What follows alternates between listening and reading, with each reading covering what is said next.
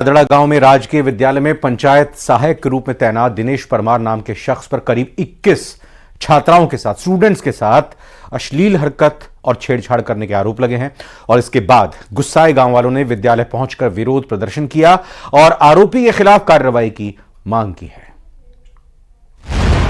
पाली के गिरादड़ा गांव के राजकीय विद्यालय के बाहर धरना प्रदर्शन कर रहे गांव वाले पंचायत सहायक के खिलाफ कार्रवाई की मांग कर रहे हैं। ग्रामीणों का आरोप है कि राजकीय विद्यालय में कार्यरत पंचायत सहायक ने करीब 21 छात्राओं के साथ अश्लील हरकतें की हैं। ऐसे में गांव वाले आरोपी के खिलाफ कार्रवाई की मांग कर रहे हैं।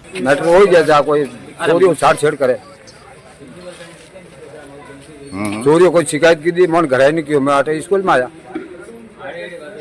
मासा ने बूझ मासा क्यों मैं लिखने दे दियो था बारे भेज दियो करो कटे चोरी कदे की चोरी है कोई एक चोरी है कोई।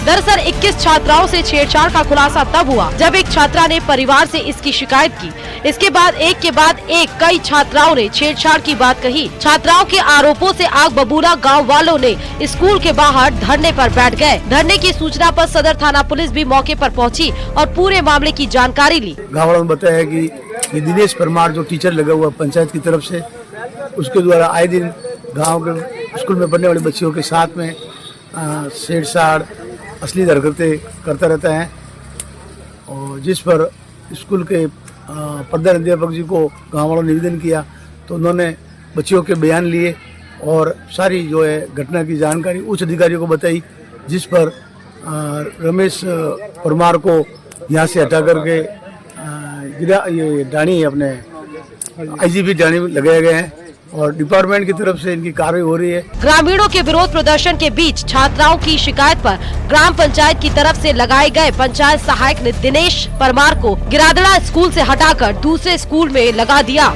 जिसके बाद ग्रामीण स्कूल प्रशासन पर कार्रवाई के बजाय खानापूर्ति के आरोप लगा रहे हैं। लेकिन यहाँ से ये सवाल जरूर उठता है कि जब पंचायत सहायक दिनेश परमार पर छेड़छाड़ और अश्लील हरकत के आरोप लगे हैं तो ऐसे में उसे जांच होने तक एक स्कूल से हटाकर दूसरे स्कूल में कैसे भेजा जा सकता है। पाली से न्यूज़ 18 राजस्थान के लिए श्यामलाल चौधरी की रिपोर्ट।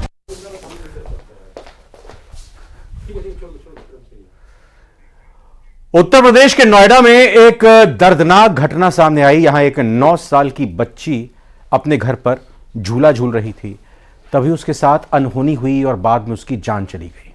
ये पूरा मामला क्या है और कैसे हमें सावधान करता है?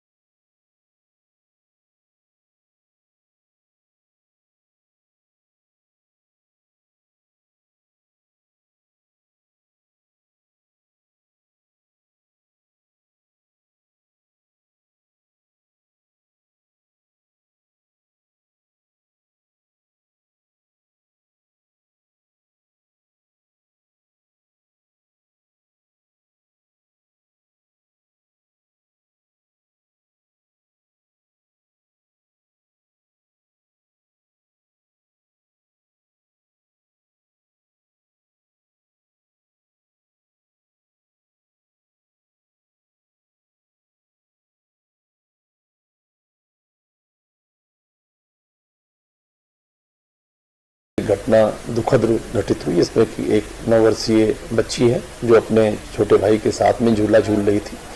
झूला झूलने के लिए उसने अपने घर में ही छत से एक दुपट्टा जो होता है उसी का एक झूला बना रखा था और जिसमें बच्चे घूम करके और फिर दोबारा वो उसको छोड़ देते हैं फ्री करके और अपोजिट साइड में फिर वो घूमते हैं और इसी क्रम में वो बच्ची झूल रही थी और ये दुखद घटना घटित हुई जिसमें कि उसकी गर्दन फंस गई और वो छोटे भाई के द्वारा बाद में परिजनों को सूचना दी गई। घटना की सूचना मिलने के बाद पुलिस भी मौके पर पहुंची, जिसके बाद शव का पोस्टमार्टम कराने के बाद परिवार को सौंप दिया गया।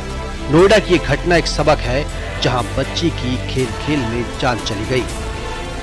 छोटे बच्चे होते हैं, अबोध बच्चे होते हैं, उन्हें एक छोटी सी चीज को देख करके उससे वो कितना खुशी उनको मिल सकती है, उनका ध्यान केवल उसी पर केंद्रित रहता है।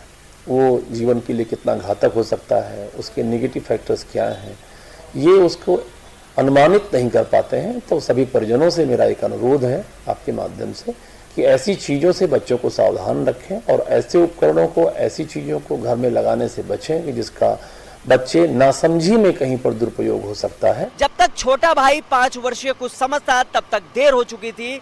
हालांकि परिवार अस्पताल लेकर भागा, डॉक्टरों ने उसे मृत घोषित कर दिया है। पुलिस ने शव को कब्जे में लिया, पोस्टमार्टम हो गया है और फिलहाल अंतिम संस्कार भी कर दिया गया है। लेकिन जाहिर तौर पर जिस तरीके की यह घटना है, कहीं ना कहीं परिवारों के लिए सचेत करने वाली है कि बच्चे चुन्नी और दुपट्टे से अगर खेल रहे हैं तो उन पर नजर जरूर बनाए रखें। कैमरामैन संजीव के साथ हिमांशु शुक्ला, न्यूज़ 18, नोएडा।